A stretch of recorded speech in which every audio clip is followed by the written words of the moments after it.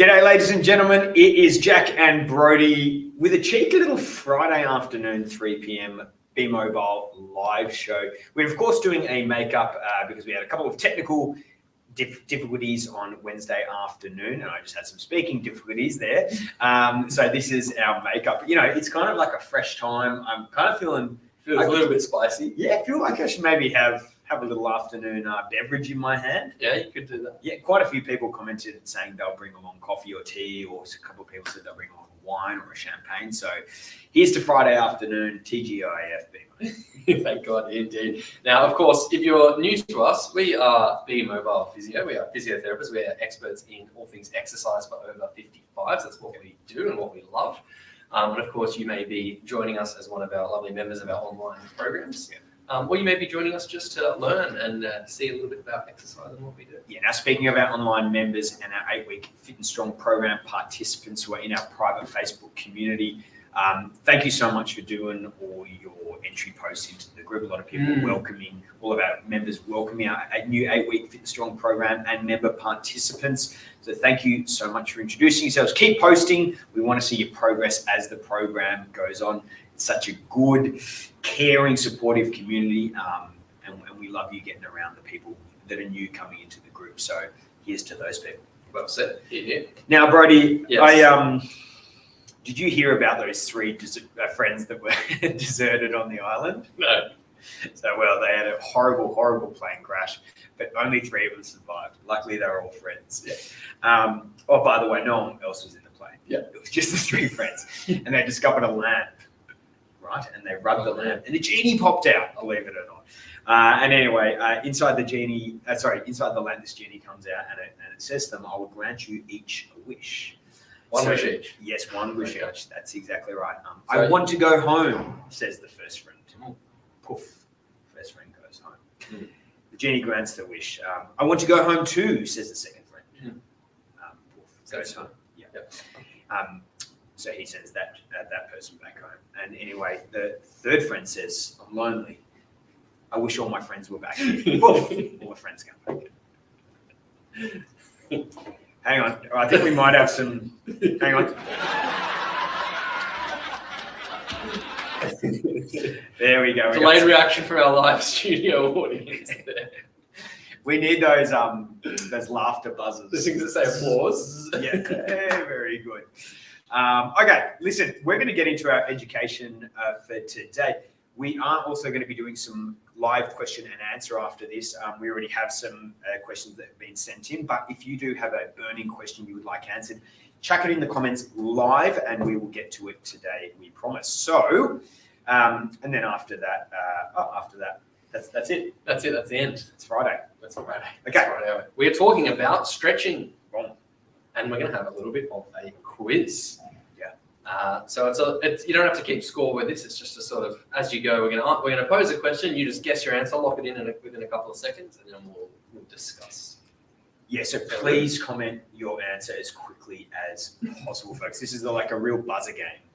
You also don't have to comment. You can just watch and listen and learn because obviously we're going to talk about it. There are 50 million Be Mobile points on offer for that's a good package worth of points. We still don't have anything that can buy yet, but it's kind of more of a future thing. Yeah, one day that could get you a lot. Okay. That could get you a lot.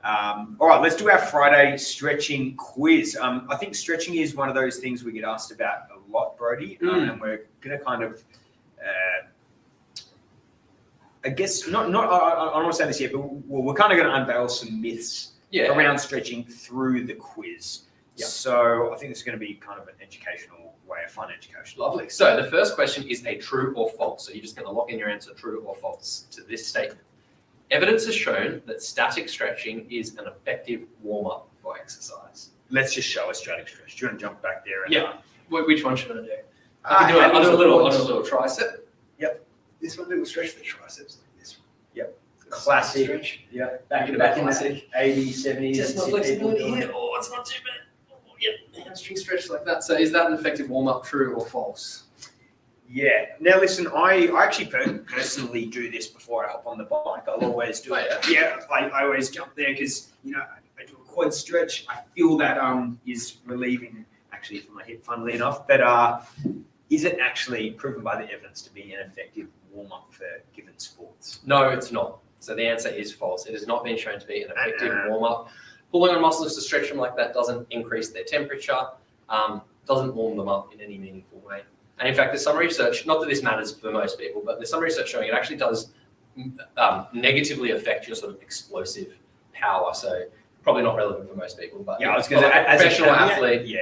you like a high We're jumper. talking you're a 100-meter sprinter. Yeah, Olympic high jumper would not want to do lots of quads and hamstring stretches right before they go in and do their high jump because they'll actually perform a little bit worse. So not a good warm up, and yeah, there you go. That's Okay, well, speaking of warm-up, we're going to head on to question 2. So just check the comments firstly. Yeah, we've got a lot of false.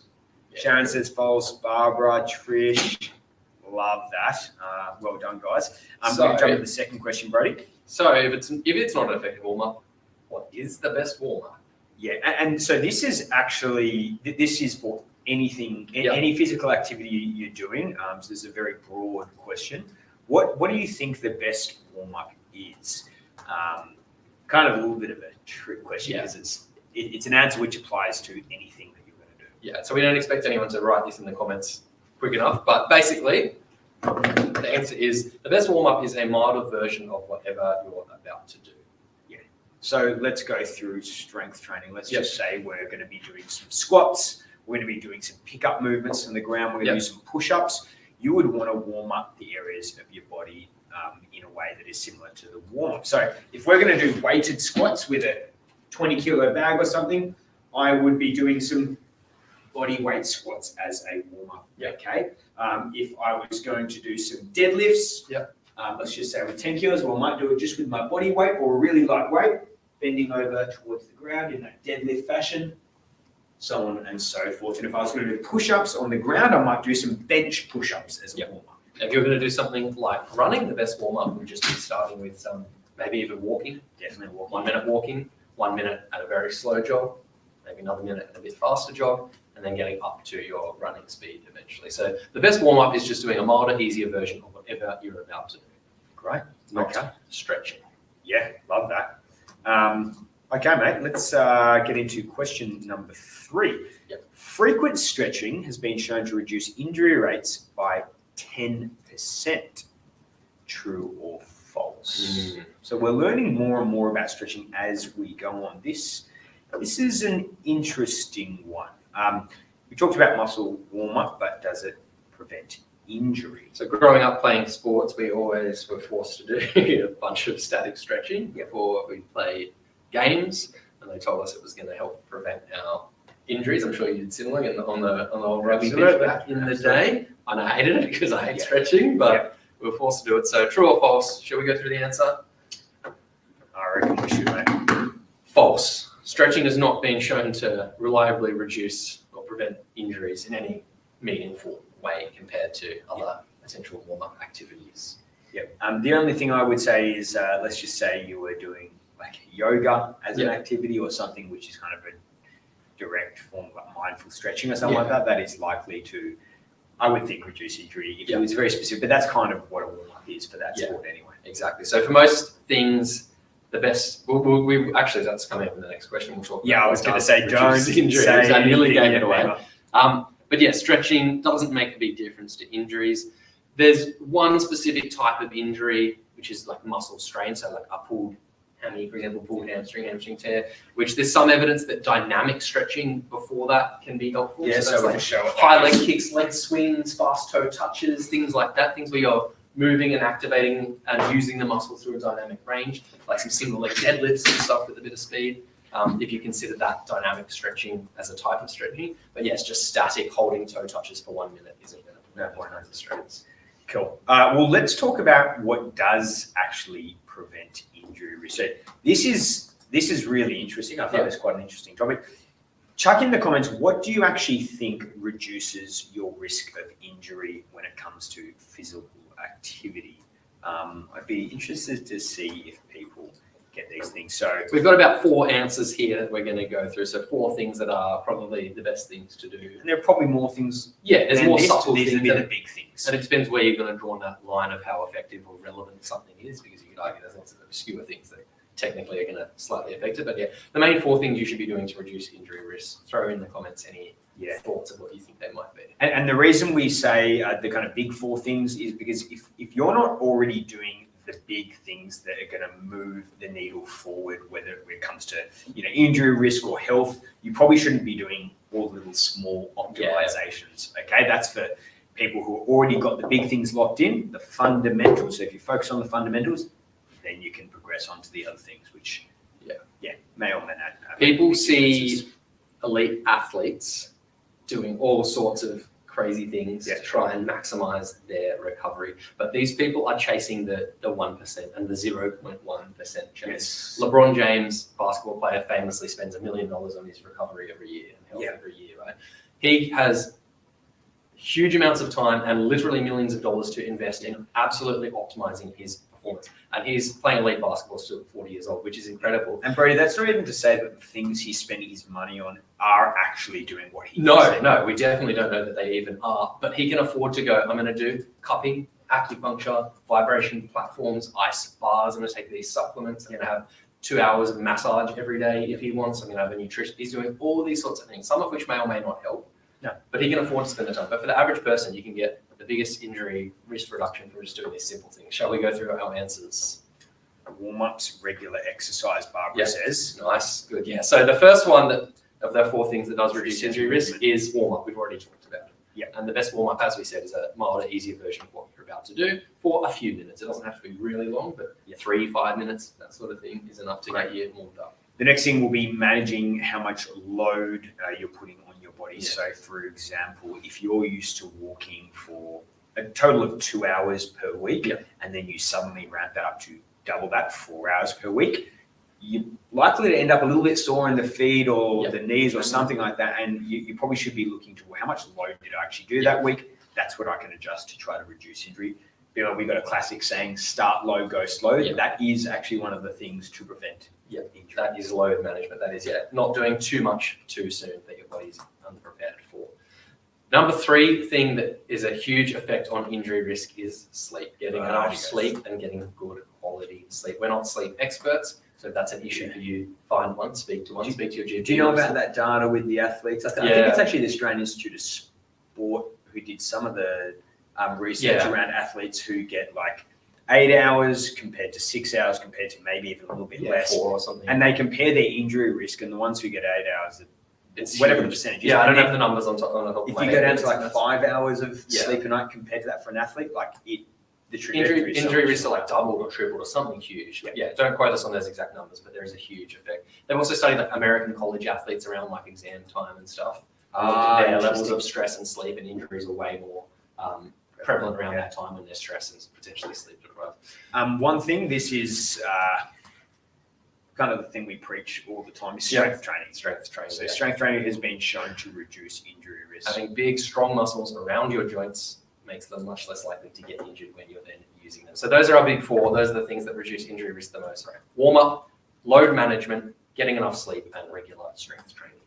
Okay, let's just check the comments here.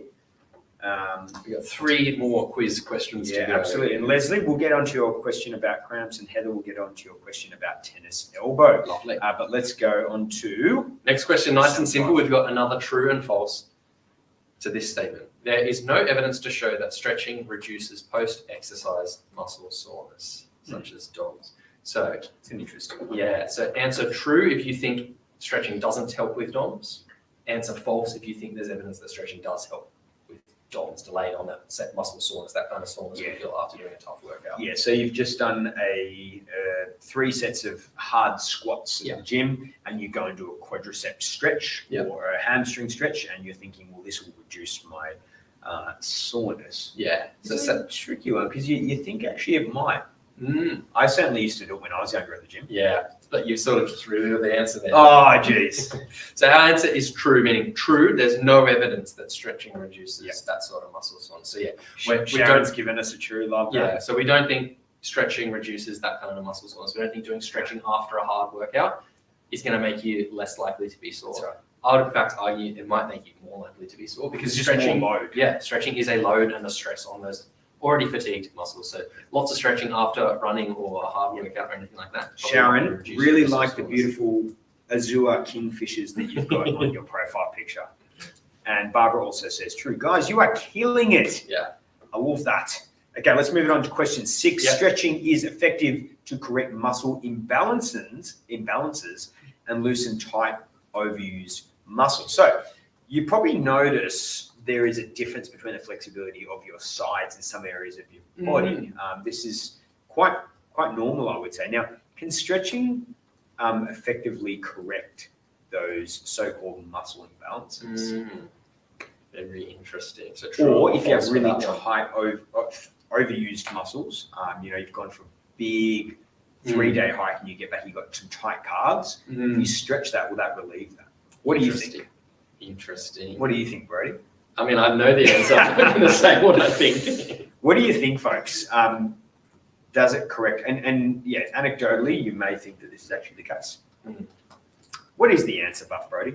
The answer is false. Stretching is not effective to correct muscle imbalances and loosen tight, overused muscles. But why is that? And the reason we say it is, firstly, it's worth saying that our bodies are very naturally unbalanced. We have all sorts of different things. We are asymmetrical. I mean, our heart's on one side of our body. Mostly, yeah.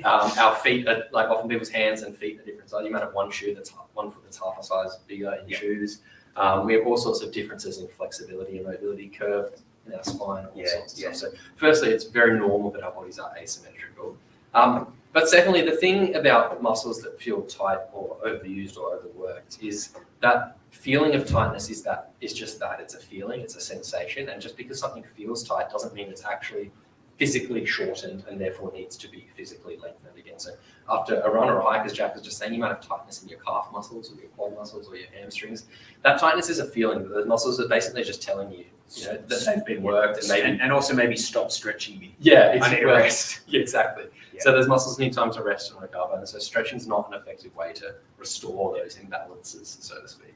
Yeah. Often our body is trying to tell us something. Our body is pretty good at that. Well, I mean, we are our body. It's a bit unfair saying our body, but our body's trying to tell us to have a rest. So now, sometimes after things like surgery or you've been in a cast and you've been immobilized or something, stretching can be part of a helpful way to start to restore motion. Yes, but also especially as a low load exercise. Yes, but certainly just doing active movements as well is going to do this. If your elbow's stiff from being in the cast for a few weeks, you can do some stretches, but you can also just do some active up and down movements, and that's going to work just as well. Just really quickly on this, actually, you know what? No, I'm going to leave it till the next question. Because the last question is, stretching can improve flexibility. That's another true or false. Can stretching improve flexibility? So true or false. Give you a moment to look. Yeah, and and I reckon some people might be saying, well, based on what they've been talking about, I know the answer. Yeah. But it may not be as May surprise you. ladies and gentlemen. So all right. Should we get into them? Yeah, let's go for it. So it might sound like we've been a bit negative about stretching today, but true. Of course, stretching can improve flexibility. It does this pretty well. It's in fact probably the best way to improve your flexibility. If that is your only goal and the only thing you care about. So we're going to talk about why that shouldn't be the case. But yes, stretching absolutely can and will improve your flexibility if done for significant periods of time for a long time. You need to be doing this an hour, 2 hours worth a week over many weeks. Some of the research has shown, some studies have said done 90 minutes a week for 10 weeks plus. A lot of stretching. That is a lot of stretching, but yes, it will make you more flexible. But the question you need to ask yourself is, why do you want to improve your flexibility? And why does it matter? So it's often only meaningful to a certain point. Flexibility is often only relevant to the point that you can do everything in your daily life that you need to be able to do it. Get off a couch, get off a toilet, get dressed, put your shirt on, do all sorts of things like that, play whatever sport or recreational activities you'd like to do. Beyond that, just being more flexible doesn't confer any extra health benefits. Super flexible people aren't healthier or have better outcomes than average flexible people. Actually, when you look at people who are hypermobile, they have worse outcomes when it comes to certain injuries, for example, in sport. So, and one point that I was going to talk about before, Brody, was that genetically, naturally, you are going to have a certain amount of flexibility. Like you'll probably see people that you know or in your family and you think, oh, they're so flexible, they can touch their toes, why can't I? There are so many factors as to why you may not be able to do that. For example, you might have really long legs and a short upper body, so it's going to be harder for you to touch your toes. But as well, you just might have less flexibility. Your body just doesn't let you get to that position because you have different muscle makeup. So there's so many reasons. So don't worry if you're like, I can't touch my toes. The other point is, why do you need to touch your toes? As you touched on before. Yeah. Thinking about what. So if you do want to improve flexibility, stretching is not the only way.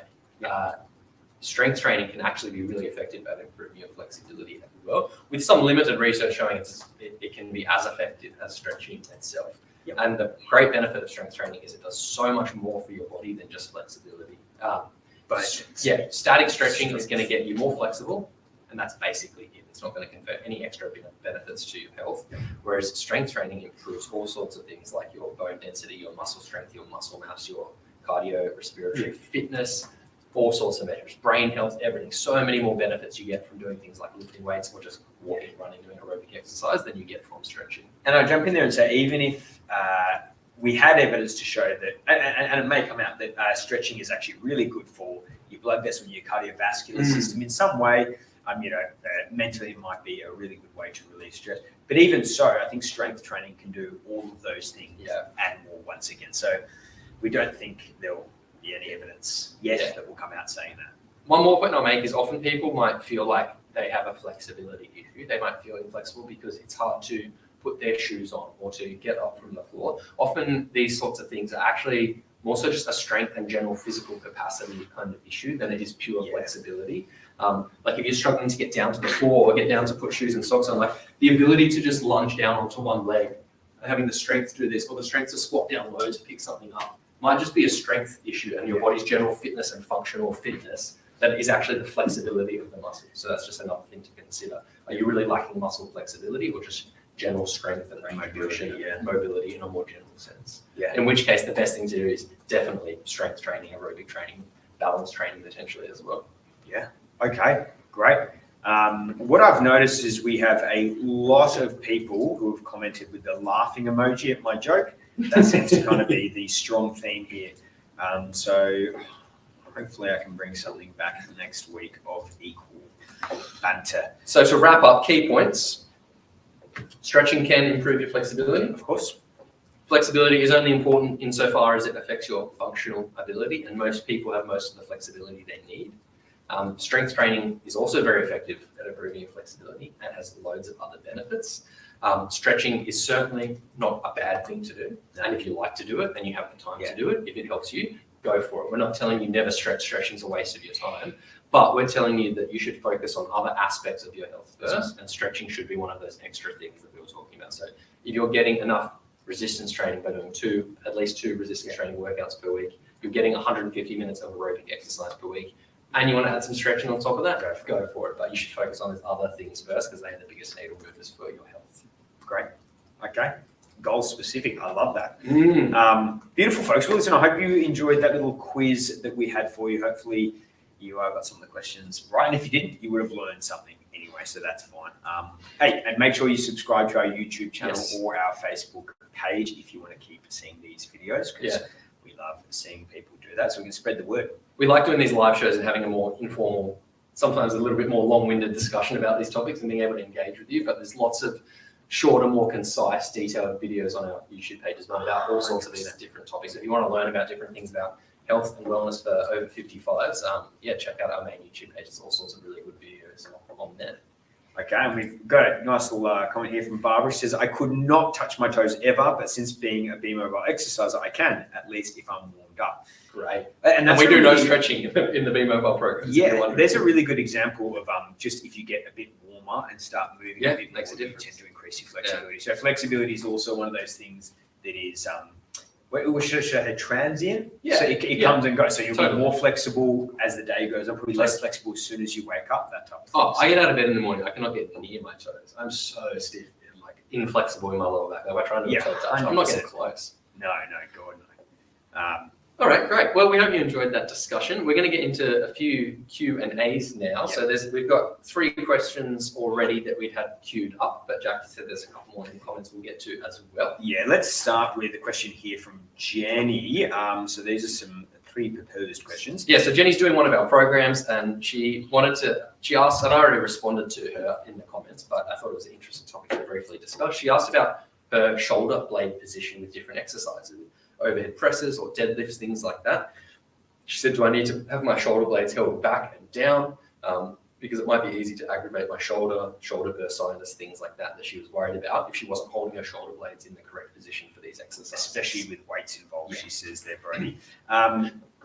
Yeah, I'll let you. You've already responded to Jenny in the comments. I'll let you take this one. So in short, it actually doesn't matter how you hold your shoulder blades. We don't have any good evidence or good reason to think that sort of thing really matters all that much, which is why we don't talk about it in our programs. We're not often saying hold your shoulders back and down for this exercise.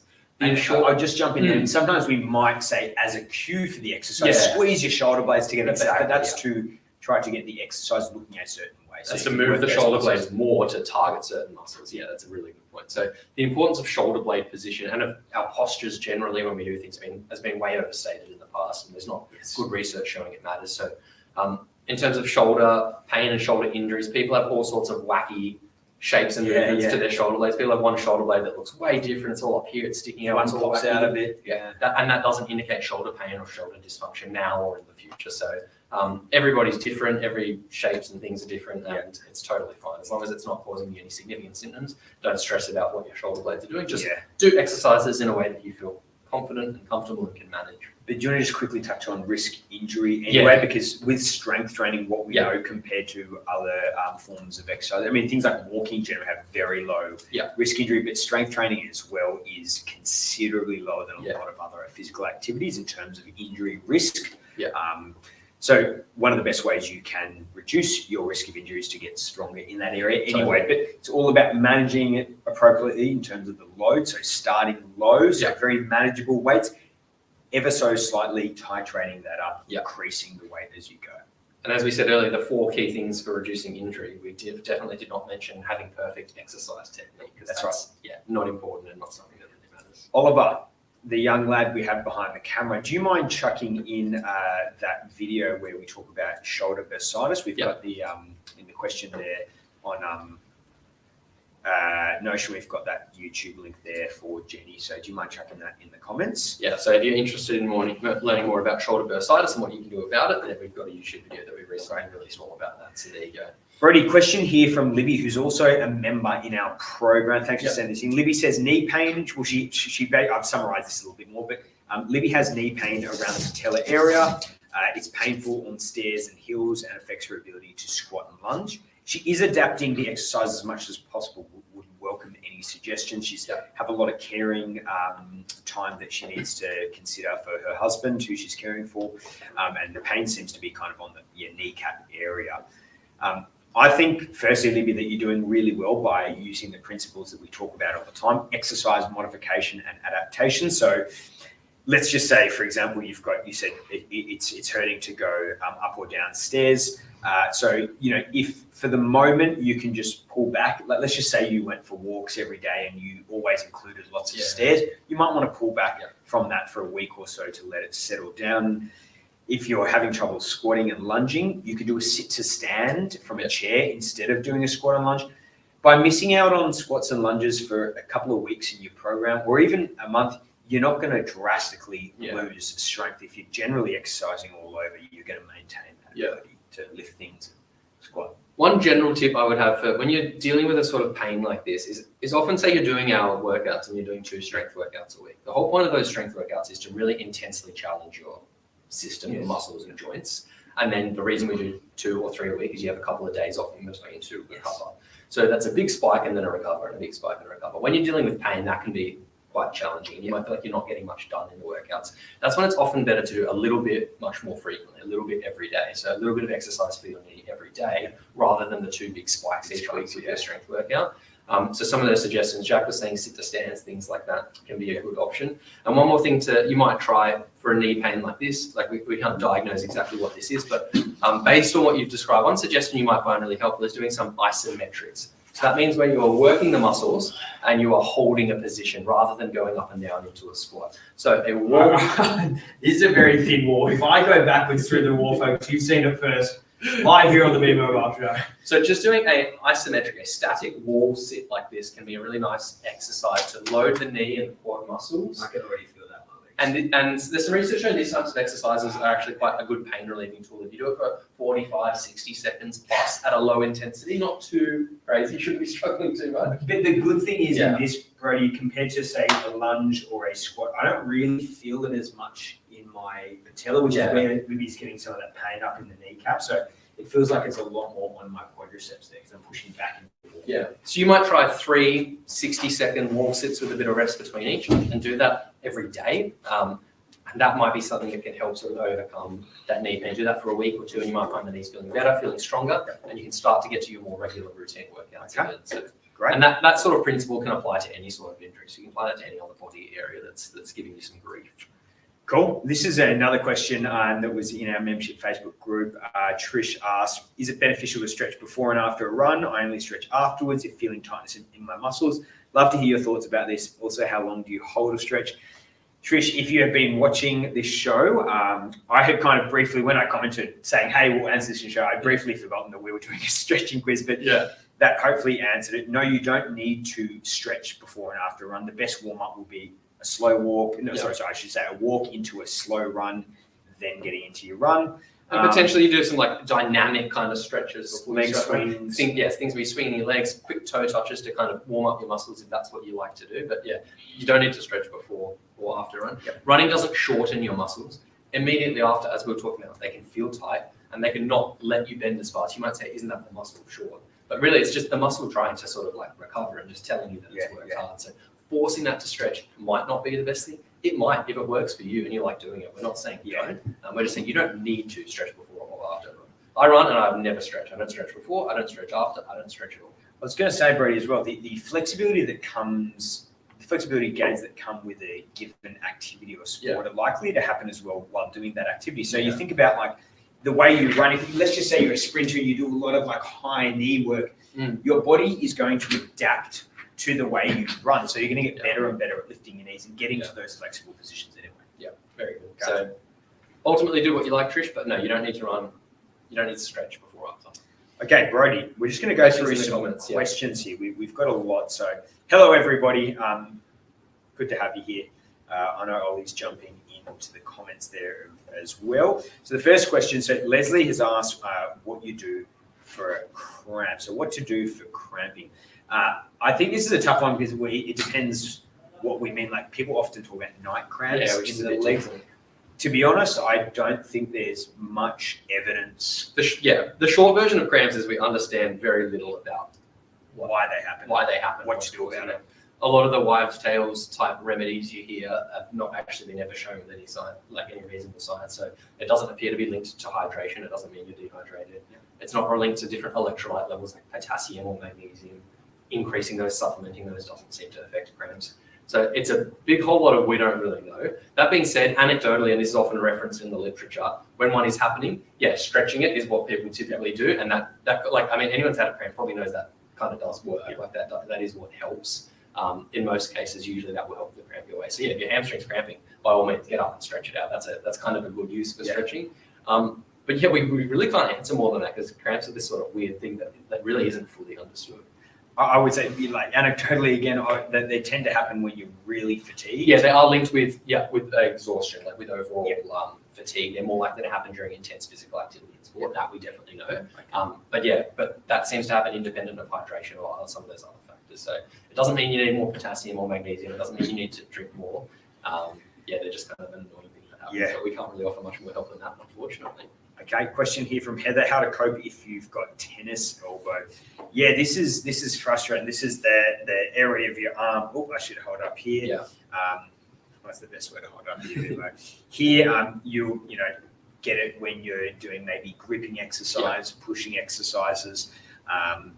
What other kind of activities are we talking around the home? Yeah, like using manual tools, gardening, painting, hammering, all that sort of stuff. Cleaning, at the computer. like that. We've got a YouTube video all about tennis elbow, which is really good. Link that in there. She talks about what it is, why you feel it, and what to do about it, and then 3 exercises you can start with. So we'll just link that because that's going to answer it better than we can ramble about right now. And that's to Heather, Ollie. Yeah, so check out our YouTube video on tennis elbow. Great. With yours truly.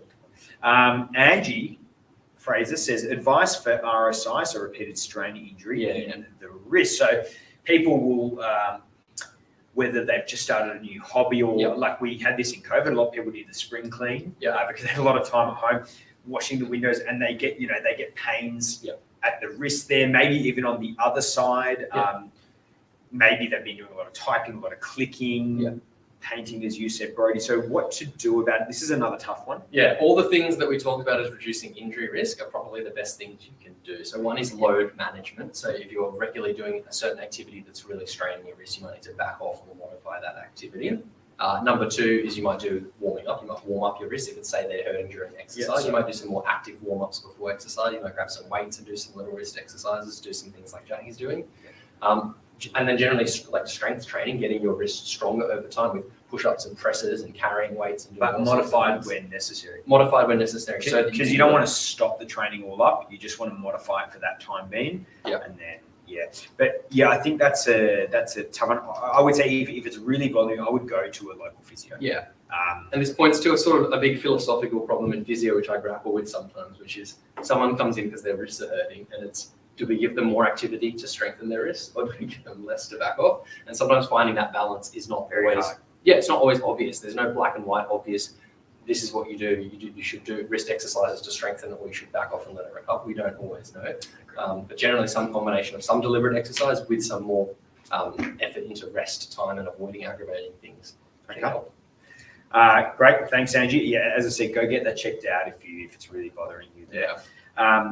Trish, and I know Ollie's answered this a little bit. She says, what do you think of using a massage gun for sore muscles? For those who don't know, it isn't a gun that shoots out hands that massage you or anything. It's basically like a rubber head and it vibrates and it kind of gets into your leg or whichever muscle you're wanting to massage. I've tried them. They're actually really nice. I don't like them. Oh, you don't like them? If you like tactile sensations, well, then they're great.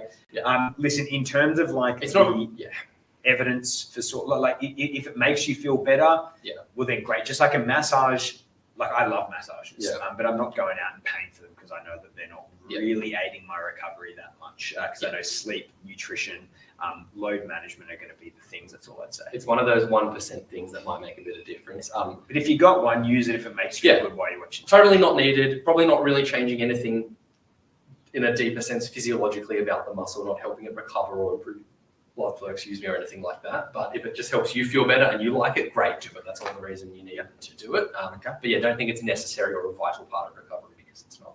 Yeah, thanks for the question, Trish. Good, we get that. A good question. Yeah. Question here from Sharon. Once again, the lady with the beautiful azure kingfishers there as her profile picture. Is the overhead tricep extension a suitable substitute for dips? So what are we talking about? If I've got a weight, I'm just going to do this seated, Brody. If I've got a weight, I'll show it from this angle here. I'm lifting the weight overhead like this, and I'm working this muscle here, my triceps. Yep. Three-headed beast at the back of the arms there. Now, that might be hard for someone who, the dips might be hard for someone, so is that a good substitute? I think that's a fine substitute. So dips, ladies and gentlemen, what we're talking about there, sorry, Brody, I'll just quickly show this, is where we're sitting off a chair and we're lowering our bottom down, great for the chest, great for the triceps, great for the shoulders. Is it a good substitute? I would say it is a fine substitute. If you could do push-ups instead, I'd do push-ups. What do you think? Yeah, I think it certainly works as a substitute. It works similar muscles. Dips get some chest in front of shoulder, which the overhead tricep isn't really, but they do both target the triceps a lot. So as Jack said, overhead triceps combined with push-ups is probably going to get you the closest approximation. So either or both of those would be a good option. Great, thanks, Sharon. And Ollie's posted a couple there. Cool. Okay. That's it. Joan says, I'm listening and watching the subtitles so much for AI. Best was washing the windows and getting pain. Yes. Very good. Great. If you have any other comments, you can throw them in and we will add them to our list to answer next week's show. But that should do us for today, I think. Yeah. And I just wanted to finish with a really nice post from Karen, who's a member in our group. This is just a really nice post summarizing her experience with exercise. So I'm just going to bring it up on screen here. Karen said it was fun for us to use this on the show. So here it is. Here's her post in our membership Facebook group. She says, I'm going to do a summarized version. She says, I celebrated 1 year with Be Mobile at the end of May. Wow, my body is changing. Now I can feel muscles under my skin that weren't there before. I had a few setbacks with pain and injuries, but the physio team's advice helped me to modify the exercise and keep going. I really love my online exercise program. Living in a regional area means I couldn't find a local exercise class that suited me, but I can fit online exercise into my daily schedule whenever works best. In December, we had a horrible cyclone and rain event that caused huge damage in the Cairns region. I'm so grateful that thanks to Be Mobile, I had the strength to do all the physical work needed to get through it. Now, months later, we are still dealing with repairs, but I feel exercise gives me physical and mental strength to cope with it. I love the education talks. I learned how important exercise is for improving my health, my heart, my bones, and my joints. My osteoporosis has improved. Karen, that's awesome. I would say to you, don't thank us so much. I would thank yourself because you're the one who did the hard work. We are just kind of the directors. You are the actor. You're doing the hard work. Yeah. So give yourself a pat on the back there because you've stuck to exercise and you've reaped the rewards. Yeah. Great. Love it. Okay. Folks, that's it from us. As I said, make sure you subscribe to our YouTube or Facebook channel so that you don't miss out on these live shows. To all our members and 8-week participants, thank you so much for attending. We hope you have a lovely weekend and we will see you next week, ladies and gentlemen. See you later.